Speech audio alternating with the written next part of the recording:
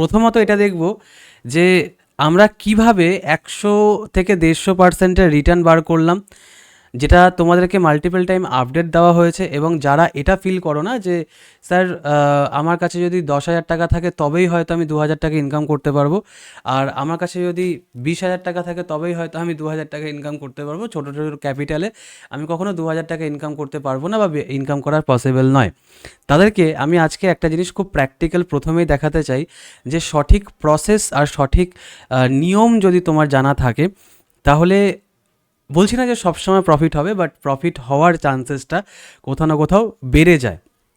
ঠিক আছে? কিভাবে? সবার আগে আমি তোমাদেরকে একটা জিনিসের প্রুফ দেবো। যারা ইউটিউবে দেখছো, ভিডিও শুরুতেই বলে রাখি, আমরা কিন্তু এরকম কন্টেন্ট কন্টিনিউয়াসলি আনতে থাকি। শুধুমাত্র রোববার দিন আমাদের গ্যাপ থাকে, এভরিডে আমাদের ভিডিও আসে বিকাল 4টে থেকে 5টার মধ্যে। অবশ্যই সাবস্ক্রাইব করে রাখো এবং সাথে একটা লাইক করে দিও। আমি যদি এখানে তোমাদেরকে অ্যাড ফান্ডে ক্লিক করি, ডিটেলসটা তোমাদেরকে আমি একটু দেখাই। 2,000 টাকা আমি অ্যাড করেছিলাম 8:51, যেটা লাইভ ক্লাসে হয়েছিল।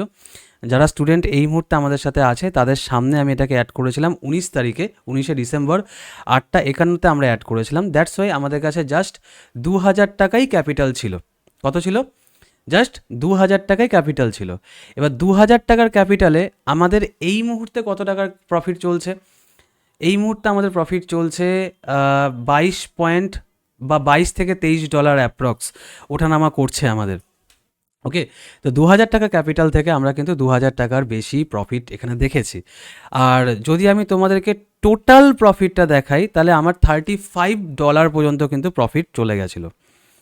$35। দেখো, যে অবধি হাই ক্রিয়েট করেছিলাম, যদি সেই অবধি মার্কেটকে টিপিটাকে নিয়ে যাই, তাহলে $35 অবধি আমাকে কিন্তু প্রফিটটা দেখিয়ে দিয়েছিল। সো একটা কথা ভালো করে ভেবে দেখো যে আমি যদি চাইতাম, আমি চাইলে এখানে $35ও বুক করে নিয়ে আসতে পারতাম। আমি যদি চাইতাম তাহলে আমি এর থেকেও কমে বুক করতে পারি এখনও অবধি, অথবা আমি এখানে হোল্ড করতে পারি। আমার ভিশন যেটা রয়েছে সেটা কি, 35 নয়, মিনিমাম $50 আমি এখান থেকে বার করব। যদি পয়েন্ট ক্যালকুলেশন তোমাদেরকে আমি বলি, তাহলে এখান থেকে তুমি দেখো আমার পয়েন্ট ক্যালকুলেশন যদি দেখাই, তাহলে এখনও পর্যন্ত 3%-এর ওপরে কিন্তু আমি টার্গেট পেয়ে গেছি। ইথেরিয়ামের 102 পয়েন্ট, ইথেরিয়ামের 102 পয়েন্ট পাওয়া কিন্তু মুখের কথা নয়। First point, time frame. Okay, first point কি? Time frame. স্যার আমি টাইম ফ্রেম কী রাখবো? আমি টাইম ফ্রেম রাখবো 3 মিনিটস, 3 মিনিট অথবা 5 মিনিট। কেন? এটা ইন্ট্রাডের জন্য বেস্ট, ইন্ট্রাডের জন্য বেস্ট। সেকেন্ড থিং, আমি কোন পেয়ারে কাজ করব, কোন পেয়ার বলতে আমি বলতে চাইছি আমি বিটিসিতে কাজ করব না, আমি ইথেরিয়ামে কাজ করব না, সোলানাতে কাজ করব। আমি অলওয়েজ পেয়ারকে চয়েস করার একটা টেকনিককে ইউজ করি। সেই টেকনিকটা কি? যেখানে আমার সব থেকে বেশি লিকুইডিটি থাকে, সেটা আমার জন্য বেস্ট। হ্যাঁ, অনেকে হতে পারে কি সে মিম কয়েনে ট্রেড করে, অনেকে হতে পারে কি সে আদার্স কোনো জায়গায় কাজ করে, বাট আমি যদি পার্টিকুলারলি শুধু ক্রিপ্টোর কথা বলি, তাহলে ক্রিপ্টোতে আমি শুধুমাত্র বিটকয়েন, ইথেরিয়াম আর সোলানা, এই তিনটাতে কাজ করার চেষ্টা করি, বিকজ এই তিনটাতে সব থেকে বেশি লিকুইডিটি পাওয়া যায়। ঠিক আছে? যখন তুমি কাজ করবে তখন তুমি দেখবে যে সব থেকে বেশি লিকুইডিটি যদি কোথাও থেকে থাকে, তাহলে সেটা শুধুমাত্র বিটকয়েন আর ইথেরিয়ামে থাকে। সো আমি এখানে পেয়ারও তোমাদেরকে বলে দিচ্ছি। ফার্স্ট হচ্ছে আমার বিটিসি, অ্যান্ড সেকেন্ড হচ্ছে আমার ইটিএইচ ফর ইথেরিয়াম, অ্যান্ড আর এক্সেপশনাল তুমি সোলানা ধরে চলতে পারো, সোল। অ্যান্ড থার্ড হচ্ছে স্যার আমি এখানে কত ক্যাপিটাল আশা করতে পারি। আমি এখানে ক্যাপিটাল এটা আশা করতে পারি কি, তুমি এখানে ক্যাপিটাল, এক সেকেন্ড, ওকে ঠিক আছে, যেটা আমার 99%-এর রিটার্ন দিয়েছিল সেটা আমাকে এখন 116%-এর রিটার্ন দিচ্ছে। এটাকে আমি চোখের থেকে সরিয়ে দিই, কারণ দেখো একটা সাইকোলজি আছে আমাদের ট্রেডারদের, যখন আমাদের চোখের সামনে ট্রেডটা চলছে না কন্টিনিউয়াসলি, তখন আমাদের বারবার সেদিকে চোখ চলে যায়, যার জন্য আমাদের ডিস্ট্রাকশন বাড়ে। তো আমি কী করছি, আমি ট্রেড নিয়েছি লং টার্ম হোল্ডিংয়ের জন্য আমার রাখা আছে, আমি এই ট্রেডটাকে চোখের সামনে থেকে সরিয়ে দেবো। এতে কী হবে, আমার কনফিউশন, ডিস্ট্রাকশন কোনো কিছুই থাকবে না, অ্যান্ড যা হবে দেখা যাবে। ট্রেড নিয়ে নিয়েছি, যা ভাবার ট্রেড নেওয়ার আগে ভেবে নিয়েছি। এইবার যদি আমার প্রফিট হওয়ার হয়, আমাকে $50 দেবে, আমি সেটা নিয়ে বেরোবো, আর না হলে আমার লসেস হবে। এই তো, দ্যাটস ইট। অলরেডি আমি 100%-এর রিটার্ন পেয়ে গেছি, 150%-এরও রিটার্ন আমি দেখে নিয়েছি। এবার যদি আমাকে 200%-এর রিটার্ন দেওয়া হয় দেবে, 250%-এর রিটার্ন দেওয়ার হয় দেবে, না হলে দরকার নেই। আচ্ছা, তো এবার কি, এবার 3 নম্বর পয়েন্টে আমাদের কি আসছে যে স্যার আমি যদি লাইভ ট্রেড করি তাহলে আমি কত টাকার ক্যাপিটাল নিয়ে স্টার্ট করতে পারি। দেখো আমি তোমাকে গ্যাম্বলিং শেখাবো না, আমি তোমাকে প্রপার প্রসেস বোঝাবো যে তুমি যদি মনে করো তুমি লাইভ ট্রেডিং করবে তাহলে মিনিমাম 10,000 ক্যাপিটাল তোমার দরকার, 10K ক্যাপিটাল তোমার দরকার। এবার 10K ক্যাপিটাল থেকে তুমি যদি মনে করো আমার জাস্ট 10 দিনে বা 5 দিনে 1 লাখ টাকার ওপরে রিটার্ন হয়ে যাবে, তাহলে এটা অবাস্তব, এটা কখনো সম্ভব নয়, কখনো এটা সম্ভব নয়। হ্যাঁ, তুমি 10K ক্যাপিটাল থেকে ডেলি এক্সপেকটেশন কত রাখতে পারো, 200 থেকে 500 টাকা প্রফিট অ্যান্ড লসেস, P&L, এই দুটোই তোমার হতে পারে।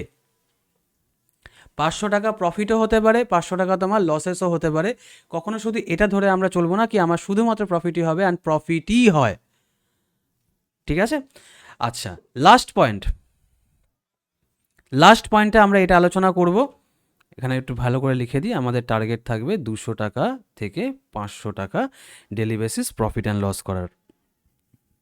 লাস্ট পয়েন্টে আমরা এটা এখানে আলোচনা করব যে আমাদের লট সাইজ কত নেওয়া উচিত। ওকে, লট সাইজ কত নেওয়া উচিত। আমি তোমাকে সবসময় এটা রিকমেন্ডেশন দিতে পারি, তুমি যদি লট সাইজকে কখনো আইডেন্টিফাই না করতে পারো তাহলে অনলি 25x লিভারেজকে ইউজ করবে ফার্স্ট। সেকেন্ড হচ্ছে তুমি এখানে তোমার যা ক্যাপিটাল থাকবে তার অনলি 1/4 ইউজ করবে ট্রেডিংয়ের জন্য বা পার ট্রেডে। আবার রিপিট করছি, তোমার কাছে যা ক্যাপিটাল থাকবে তার 1/4কে তুমি এক একটা ট্রেডে ইউজ করবে। কারণ কি, তোমার যদি বাই চান্স লস হয়, সব থেকে বড় লসও যদি আসে, তোমার সেই ইনভেস্টমেন্ট ক্যাপিটালটাই হার্ডলি জিরো হবে, এর বেশি হবে না। লাইক তুমি যদি তোমার কাছে 10,000 টাকা ক্যাপিটাল থাকে, 1/4 কত হয় তোমার 2500 টাকা। 2500 টাকা তোমার একটা ট্রেডে আসবে। তোমার যদি 2500 টাকা বাই চান্স এখানে লস হয়ে যায়, তাও তোমার কাছে 7,500 টাকা অ্যাভেলেবেল থাকবে যেটা দিয়ে তুমি রিকভারি করতে পারবে। কিন্তু তুমি যদি এটা না করে আজকে এরকমটা ভাবো যে আমি যত বেশি কোয়ান্টিটি নেব, যত বেশি ক্যাপিটাল লাগাবো আমার তত বেশি প্রফিট হবে, তাহলে এটাও ভেবে রেখো যত বেশি কোয়ান্টিটি বা ক্যাপিটাল তুমি রাখবে তত বেশি তোমার লসেসও হতে পারে। কারণ এমন তো কোনো বাধ্যতামূলক নেই যে শুধু তোমাকে প্রফিটই দেবে ভগবান, রাইট? শুধু সে প্রফিটই হবে এমন তো কোনো বাধ্যতামূলক নেই আমাদের। সো আমি এখানে কি বললাম, এই 4টে পয়েন্টের উপরে নির্ভর করে আমরা এখানে কাজটাকে করার চেষ্টা করব, ঠিক আছে? অ্যান্ড আমি যেটা করব সেটা কি, যেহেতু আজকের দিনে আমার একটা অলরেডি ট্রেড চলছে যেটা তোমরা দেখছো, আমি লাইভ অ্যানালাইসিস তোমাদেরকে দেখাচ্ছি। চলো আস্তে আস্তে নিচের দিকে নামছে, যদি আমার এই লেভেলে চলে আসে, এখানে আমার রেড লাইনটা রাখা আছে, যদি এটাকেও ব্রেক করে আমি শর্টার সাইডের দিকে যাব। আমার এক্সপেকটেশন এটা থাকবে কি ওই সাপোর্টটাকেও রেসপেক্ট করবে না, যদিও নিচের দিকে নামার হয়। আদারওয়াইজ এখান থেকে আমি কোনো রকম কোনো ট্রেড আপাতত প্ল্যান কিন্তু করব না।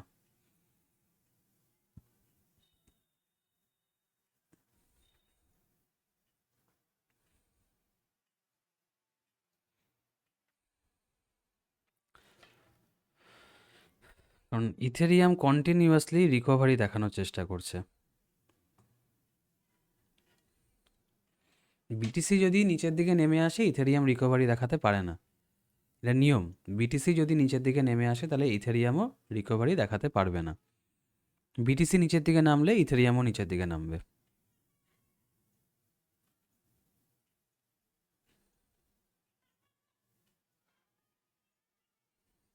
স্মল ক্যান্ডেল ক্রিয়েট করলো, দেখো স্মল ক্যান্ডেল ক্রিয়েটের, হ্যাঁ ক্যান্ডেলটার নাম হয়তো তোমরা পড়তে পারো, আশা করি সেটা তোমরা বুঝতেই পারবে।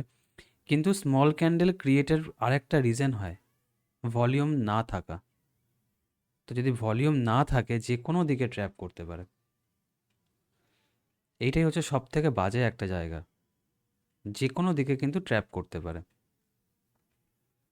মানে এখান থেকে হয়তো আমাকে দেখাবে কি আমি নিচের দিকে যাব, হয়তো এন্ট্রিও করালো, ফট করে আবার উপরের দিকে উঠিয়ে দেবে, কারণ ভলিউম এখন নেই, মার্কেট ফুললি ট্র্যাপি মুডে রয়েছে এখন।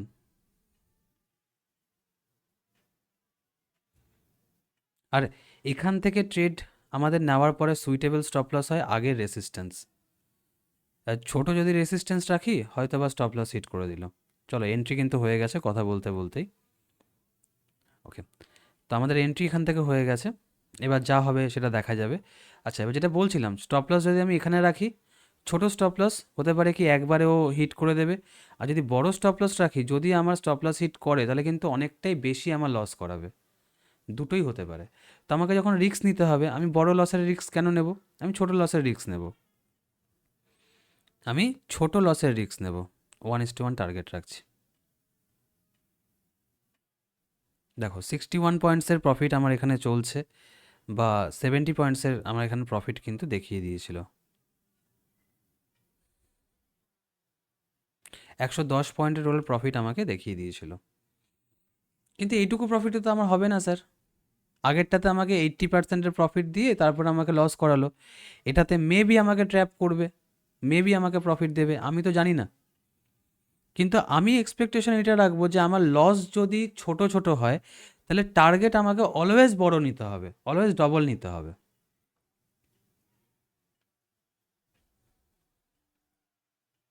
ব্যাপারটা কীরকম বলো তো, তোমার যদি আজকে দিনে একটা বিরিয়ানির দোকান থাকে না, তাহলে তোমার কি হচ্ছে, প্রথম দিন কাস্টমার কেউ আসেনি, তোমার একটাও সেল হলো না, কিন্তু পরের দিন যদি ডবল ডবল কাস্টমার চলে আসে না, তাহলে তোমার প্রথম দিনেরটাও রিকভারি হয়ে যাবে বা অ্যাভারেজ হয়ে যাবে সেলটা। ওকে, চলো 1:1 আমাদের টার্গেট হিট হয়ে গেছে। থার্ড ট্রেডটা আমরা এটাকে ডবল করে দেবো, ঠিক আছে? 1:2 আমরা করে দেবো, 1:2 আমরা করে দেবো। বাট এসএল কী হবে স্যার? এসএল জিরো হয়ে যাবে। আমি এটাতে আর লস নেব না। এসএল কী হবে স্যার? এন্ট্রিতে চলে যাবে, কস্ট টু কস্ট চলে যাবে, আমি আর লস নেব না। টার্গেট আমি কন্টিনিউয়াসলি বাড়াবো।